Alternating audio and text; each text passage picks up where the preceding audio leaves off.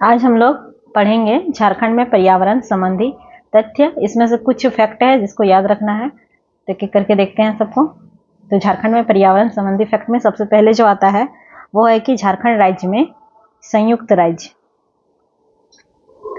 राष्ट्र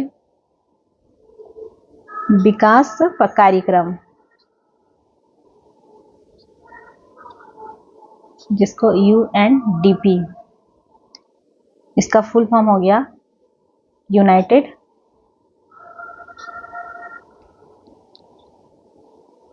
United nation development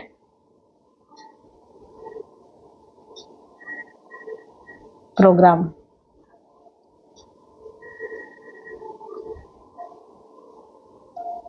तो झारखंड राज्य में संयुक्त राष्ट्र विकास कार्यक्रम, जिसको UNDP शॉर्ट में, तो इसकी सहायता से क्या किया गया है कि एक राज्य जलवायु केंद्र की स्थापना की गई है। तो राज्य जलवायु केंद्र का क्या कार्य है? तो ये एक जो जलवायु परिवर्तन से संबंधित नीति, जितनी भी नीति होते हैं, योजना होते हैं, कार्यक्रम होते हैं, उनको लागू करने में ये मदद करती है। तो झारखंड राज्य में संयुक्त राष्ट्र विकास कार्यक्रम की सहायता से राज्य जलवायु केंद्र की स्थापना की गई। और ये जो है जलवायु परिवर्तन पर, राज्य में जलवायु परिवर्तन पर राष्ट्रीय योजना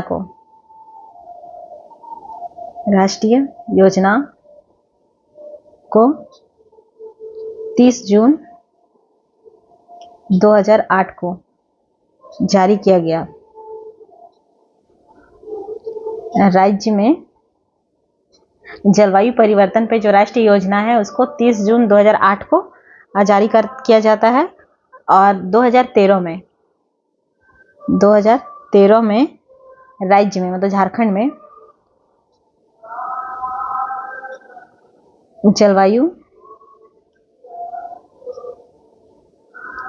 जलवायु परिवर्तन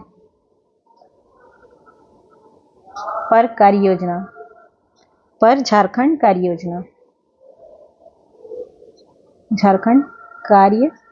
योजना, जिसको शॉर्ट में SAPCC, मतलब SAPCC का फुल फॉर्म हो जाता है state action plan on climate change. तो 2013 में क्या होता है, राज्य में SAPCC का प्रकाशन किया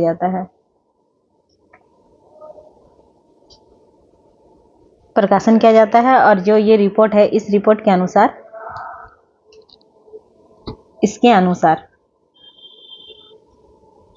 जो सरायकेला खरसावां जिला है,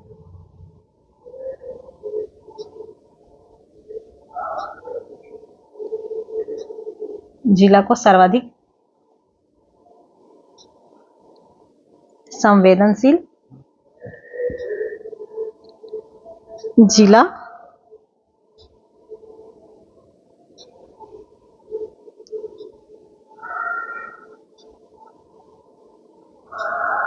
माना गया है।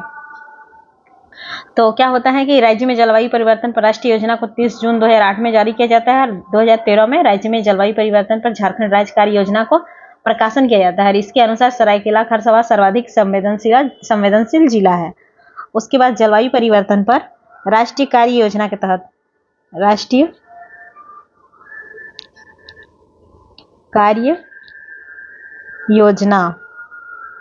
तहत,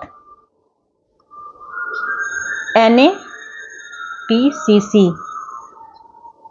वही राष्ट्रीय कार्य योजना, जिसका शॉर्ट फॉर्म NAPCC हो गया। और इसको अगर देखें तो इसका फुल फॉर्म हो जाता है national action plan on climate change के तहत। इसके तहत क्या होता है,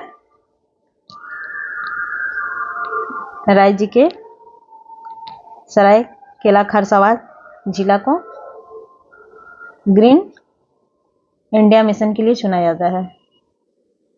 ग्रीन इंडिया मिशन हेतु चुना जाता है। आगे देखते हैं। तो पर्यावरण में असंतुलन उत्पन्न होने के कारण विलुप्त होने वाले जीव जंतु में, पर्यावरण में असंतुलन पैदा होने के कारण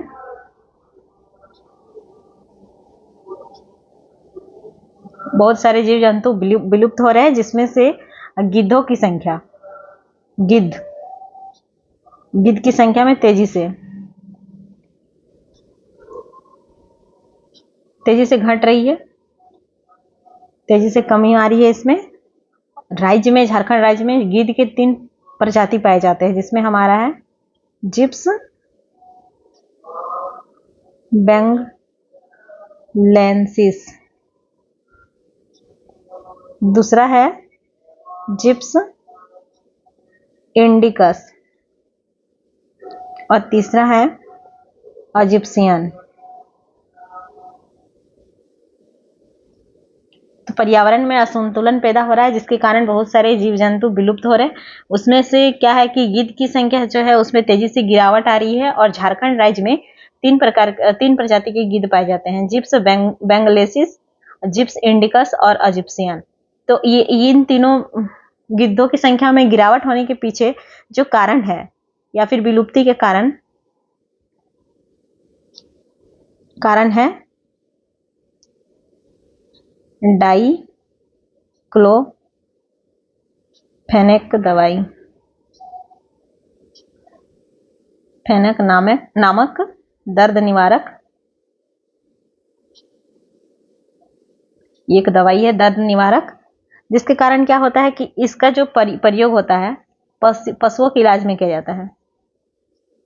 पशुओं के इलाज में इसका प्रयोग किया जाता है।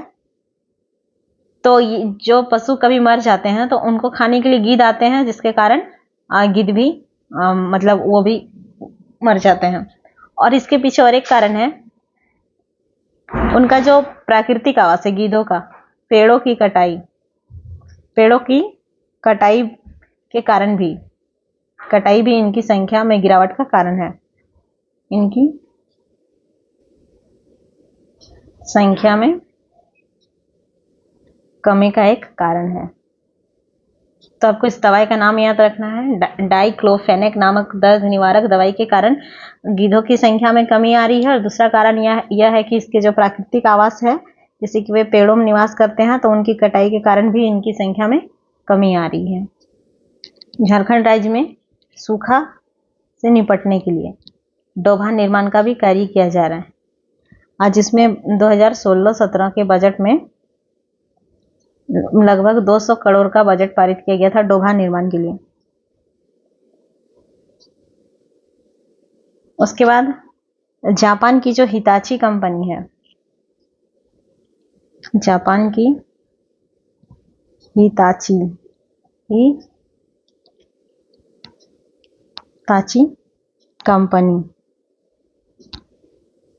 कंपनी के द्वारा क्या किया जा रहा है, तो ठोस कचरा प्रबंधन किया जा रहा है।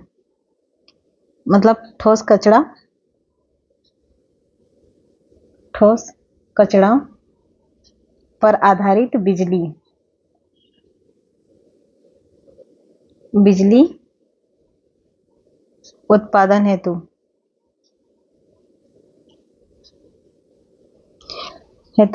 सहमति भी दी गई है राज्य के द्वारा। जापान की हिताची कंपनी को ठोस कचरा पर आधारित बिजली उत्पादन के लिए सहमति भी दी गई है। इसके अलावा झारखंड में प्रदूषण नियंत्रण और इससे संबंधित मामलों पर नियंत्रण रखने के लिए झारखंड राज्य प्रदूषण नियंत्रण बोर्ड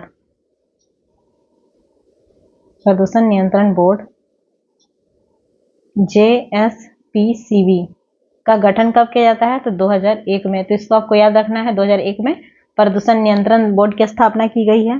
फिर 2012 में झारखंड ऊर्जा नीति की घोषणा की गई है। ऊर्जा नीति की घोषणा कब की गई है, तो 2012 में। और इसका मुख्य उद्देश्य है गैर परंपरागत ऊर्जा स्रोतों के विकास को प्रोत्साहित करना। गैर परंपरागत ऊर्जा स्रोत के विकास को प्रोत्साहित करना है। उसके बाद है 2001 में झारखंड नवीकरणीय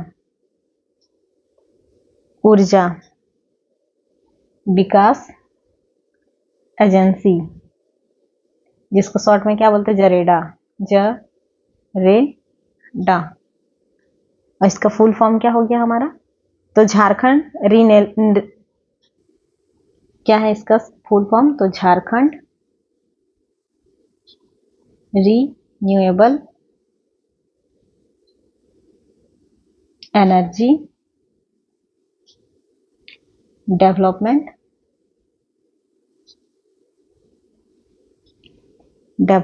एजेंसी। इसका गठन कब किया जाता है, नवीकरणीय ऊर्जा विकास एजेंसी का 2001 में। ऊर्जा नीति कब आती है, 2012 में इसकी घोषणा की जाती है। उसके बाद जो जल नीति है,